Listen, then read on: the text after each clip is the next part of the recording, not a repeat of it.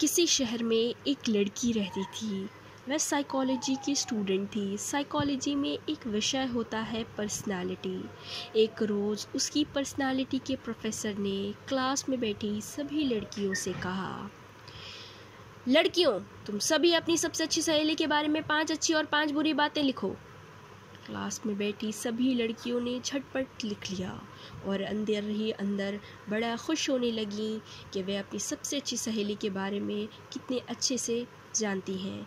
इसके बाद उनके प्रोफेसर ने कहा, लड़कियों, अब तुम खुद अपने बारे में 5 अच्छी और 5 बुरी बातें लिखो। प्रोफेसर तो आखिर प्रोफेसर थी, वो तो गुरु थी, उसका ऐसा करना बेसबब नहीं था। कुछ समय गुजरा। प्रोफेसर ने कहा, किसी ने लिखना कंप्लीट किया? तो क्लास में एक सन्नाटा सा बिखरा रहा। फिर थोड़ी देर बाद प्रोफेसर ने कहा, किसी का लिखना कंप्लीट हुआ? तब भी एक हाथ नहीं उठा। ऐसा ही थोड़ी देर चलता रहा। फिर अंत में प्रोफेसर ने कहा, मैं तुम लोगों को यही बात बताना चाहती थी कि हम अपनी सारी ज़िंदगी दूसरों पे नज़र रखने में गुजार देते हैं और अंत में ये होता है कि हमें ख़ुद के बारे में कुछ पता ही नहीं होता और हमें दूसरों के बारे में काफ़ी चीज़ें पता होती हैं।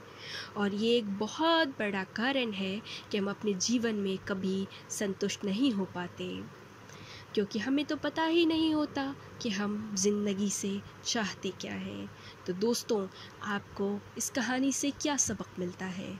इस कहानी से हमें ये सबक मिलता है कि अगर हर कोई ख़ुद को इंट्रोस्पेक्ट करे, ख़ुद की खुशी का ठेका ले ले, तो दुनिया में कोई इंसान ऐसा नहीं होगा जो अपनी आत्मा से दुखी होगा। दोस्तों, आप अभी के अभी कलम और कॉपी निकालें और निकाल के ख़ुद के बारे में और अपने सबसे अच्छे दोस्त के बारे में 5 अच्छी और 5 बुरी बातें लिखें और फिर उन बातों को तोलें कि आप इस पे कितने कॉन्फिडेंट हैं। आपको जवाब खुद ही मिल जाएगा। Thank you. Have a nice day.